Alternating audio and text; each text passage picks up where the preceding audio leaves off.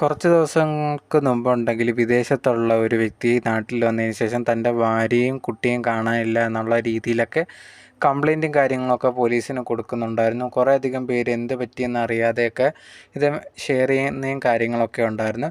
അതിനുശേഷമാണ് പിന്നെ അപ്ഡേറ്റ് ആയിട്ട് അറിയാൻ സാധിച്ചിട്ടുണ്ടായിരുന്നത്, ഈ ഒരു വൈഫ് എന്ന് പറഞ്ഞ ഷാഹില ഉണ്ടെങ്കിൽ വീടിൻ്റെ അടുത്ത് തന്നെയുള്ള ഒരു മൊബൈൽ ഷോപ്പുകാരനുമായിട്ട് കുട്ടിയെയും കൊണ്ട് ഒളിച്ചോടിപ്പോയി എന്നുള്ളൊരു കാര്യം അറിയാൻ സാധിച്ചിട്ടുണ്ടായിരുന്നത്. അതുപോലെ തന്നെ വീട്ടിലുണ്ടായിരുന്ന സ്വർണ്ണമൊക്കെ എടുത്തുകൊണ്ട് പോയി എന്നാണ് അറിഞ്ഞിട്ടുണ്ടായിരുന്നത്. അതിനുശേഷം ആ ഒരു ഗൾഫിലുള്ള ഭർത്താവ് പെട്ടെന്ന് നാട്ടിലേക്ക് വരുന്നു എന്ന് അറിഞ്ഞപ്പോഴാണ് ഈ ഒരു വൈഫ് ഇതേ കണക്ക് ആ ഒരു വ്യക്തിയുമായിട്ട് ഒളിച്ചോടി പോയിട്ടുണ്ടായിരുന്നു. എന്തോ ഫോണൊക്കെ ശരിയാക്കാൻ വേണ്ടി പോയി അങ്ങനെ പരിചയപ്പെട്ട് അങ്ങനെ ഇഷ്ടത്തിലായതായിരുന്നു.